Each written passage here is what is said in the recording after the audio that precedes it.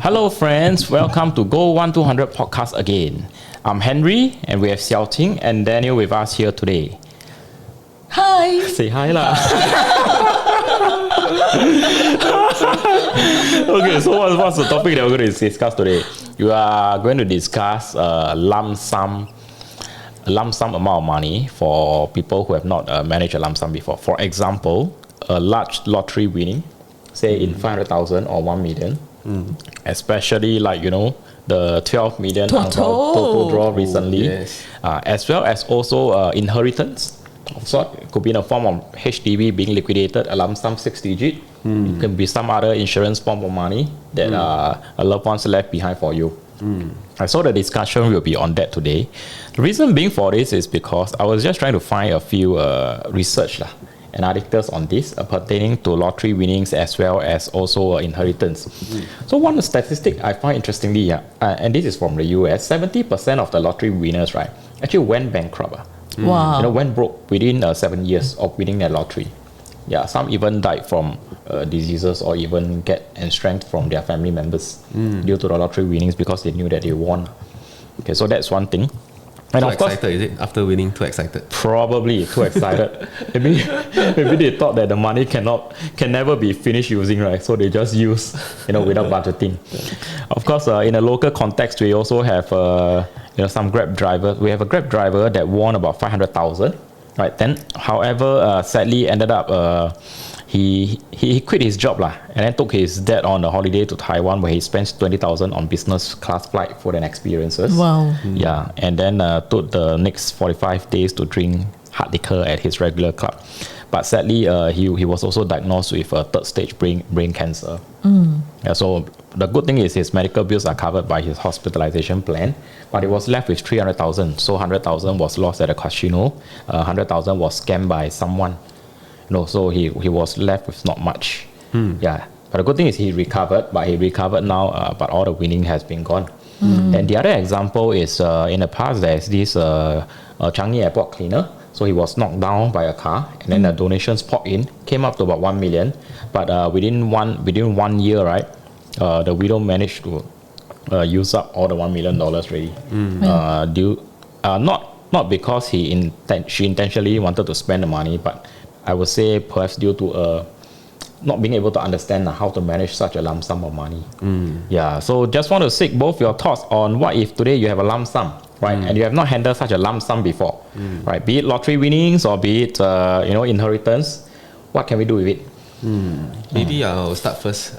Before sharing what to do with it, maybe you can share on what not to do with it first. Oh, okay, sure. Yeah, so I think the first thing is to curb your spending desire. I give you an example. This basketball star, NBA star, Shaquille O'Neal. Okay. When he first signed his first professional contract of 1 million, right? Yeah. Guess how long he took to spend this 1 million? How long? 1 year? 1 month? 1 month? 60 minutes. 60 minutes. Within the first 60 minutes, God. right? He spent everything, the 1 million, on luxury cars and jewelry. Wow. I thought 1 month is really very short. That's why. So within 60 minutes, it was gone. Okay. 1 million in 60 minutes. So I think the first thing is to curb your spending desire. Yeah.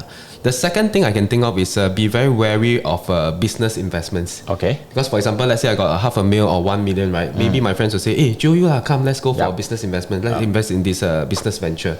And then I plow maybe 800,000 in without knowing the nature of the business.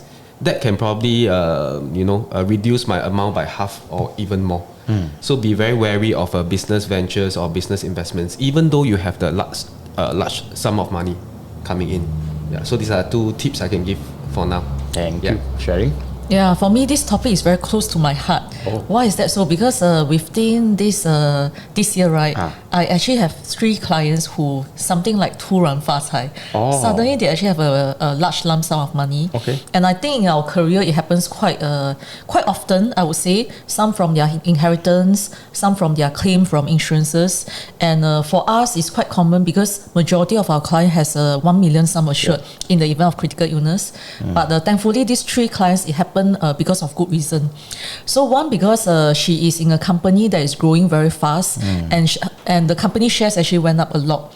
So all of a sudden, she has like a 6-digit from her share price that's coming from the company, and she wanted to downpay her property. So in fact, I have 2 clients in this same company. One managed to liquidate in time, part the money with us, and the other one didn't manage to. So the other one who didn't manage to, actually the money dropped quite quickly back, and she didn't manage to actually reap that profit. Okay. While the other person who managed to do it, he is someone who is a very simple living. He came to us in t-shirt, in shorts. He's a very simple guy. Spent I think less than 2,000 a month. So that additional sum of money that came in, he felt that it's all bonus and it's all extra, and he wanted to use it in a more prudent way, because he felt that these are money that he doesn't need anyway, and he really live very simply. And in fact, with that sum of money coming in, he has almost achieved his financial independence already. Yeah. So for us, we went through options with him, back to his financial goals, and we shared a lot about values. Usually, this thing happen because money come too easily for them. Okay. Yeah. When it's too easy for them, sometimes they cannot appreciate that wealth all of a sudden, and they went into a splurge. Yeah. So yesterday again, another client who told me that he actually won some decent money from crypto. Yeah. I think it's going to. He bought some crabs, and then with these crabs, it can actually grow into a troop. They can help him to fight, and from there he can actually be earning quite decent. He told me that one of his friends is earning like a 6-digit income from crypto. Okay. Just because of that. And he honestly shared with me, because he went through a journey of going to debts, clearing his debts. And I asked him, since it's doing so well for you, why are you still coming to me? Why do you still want to park money with us when it's earning so much higher outside, right? So his reply was simple. He said that we have been with him through this whole journey whereby he was going through his debt, he was going through career transitioning, and going through all the tough period. And he know that he has to diversify his portfolio somewhere. And he feel that the money with us is always prudent, safely being managed. So he said that if this money came in 10 years ago, right, I think he would have probably splurged it. Yeah. So it's really back to this Chinese word called 厚德载物. When you have that character, that virtue to hold that wealth, naturally you will be able to contain that wealth. So the story that Henry shared with me, right, very much remind me of the 突然发财. Oh, okay. Yeah, that local show where we are seeing how people overnight they get rich, and overnight they also lose their wealth. Yeah. That's how fast money can come and go. Agree. Yeah, without that character to grow alongside with our wealth. Yeah. Thanks for sharing. And I believe that character is also a form of habit, right? That wealth accumulated through the different years of habit, discipline, to be able to build a wealth, even through strategizing ideas to build a businesses. So those were their ways of building up money.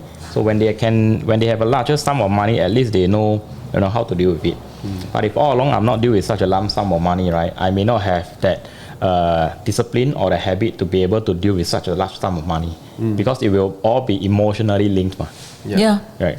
Yeah, and in fact, when I met another lady last week, she told me that the wife is like a Thai. They stay in a very big house in Singapore. They actually moved from China over, and the husband gave her a decent 5-digit allowance every month. Oh, wow. And yet this lady went into depression. Okay. We were like wondering, how can she go into depression? She doesn't need to work. She has that money every month coming in, and unfortunately, she went into some debts. Okay. I think she got cheated of her money from someone. And then because of that, she didn't dare to tell the husband, because if the husband is aware of that, right, I think they will go into a divorce. Oh, okay. Yeah. Allowance will be cut. Allowance will be cut, yeah. Allowance cut, then no depression really. Possible. So to me, I always feel that the richest man is actually the man with the least pleasure. Okay. If you look at actually Chinese New Year is a very good example. If every day you 大鱼大肉, right, actually towards the end you feel sian, right? Like I think these few days we were craving for like porridge, simple meal, and that's to me is like a rich man kind of meal. Okay. Because a rich man will always be eating 大鱼大肉, eat until sian, and they actually crave for simple meals like this. Okay. But it's really the poor that, because they are so deprived in that sense, this 大鱼大肉 to them is a luxury, and that's when they can really splurge. So in fact, the richest man is really someone with a simple living, who appreciate life, and they don't need all these additional things to make them feel happy. Yeah, it's quite a realization for me during the CNY period. Yeah, whereby we tend to feast, we tend to overeat during that period. Agree? Agree? Too much of 鲍鱼 Too much of abalone. Everyday 鲍鱼大鱼大肉 Wow, eat already also scared, right? 吃了会爆。是会爆呀，裤子会爆。口袋也会爆。Yeah. So then, if that's the case, let's say you have a lump sum in front of you, right? Do you have any specific strategies? Maybe just a ballpark discussion, because actually this does not constitute advice because different people have different needs. But in general, what do you think people can do if they have a lump sum in front of them? Just now Daniel shared about what not to do. Yeah. So maybe I can share first pertaining to how I'll manage it for myself and how I'll manage it for my client. Sure. For me, I'm actually a very simple person. I'm not into property. I like a hassle-free. I like I don't need to maintain that property. Okay. Yes, the notion of being a sole super is quite interesting, right? But the fact is, you have to maintain that property. You have to find your renter, your tenant. That is something that doesn't appeal to me personally. So if I have that lump sum, right, probably I'll just put it into simple instruments like a stocks and shares portfolio with some managed funds portfolio with my company, and I think I'll be more than happy to enjoy that kind of liquidity. Okay. Yeah. Of course, with those sum of money that I've managed for my clients before, some came in with 1 million, some with $500,000. Different folks, different stroke.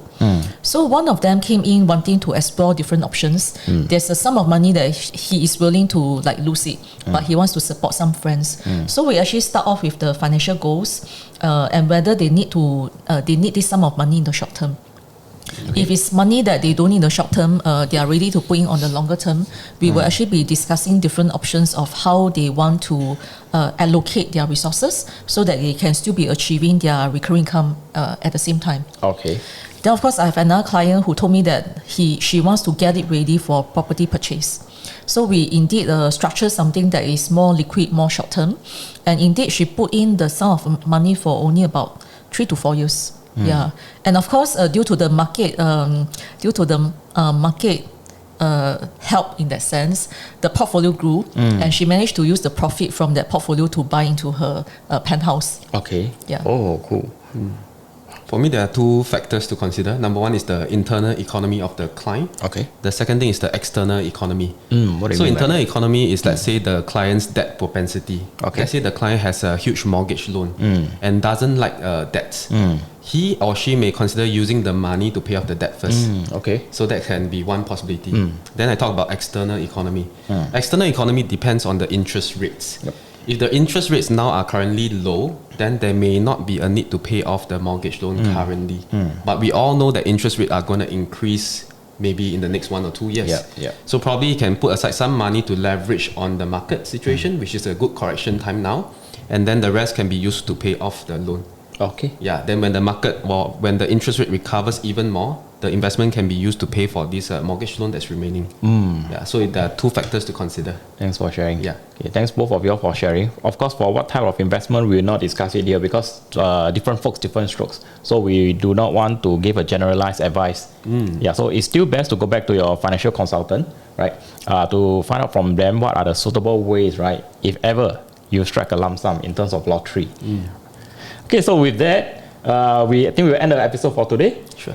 Thanks for sharing, and don't forget to subscribe and on the notification button so that you'll be informed when there's a new episode, right? And like our video if it resonates with you. Do feel free to give us a feedback in the boxes below for any other topics that you feel that you may be interested.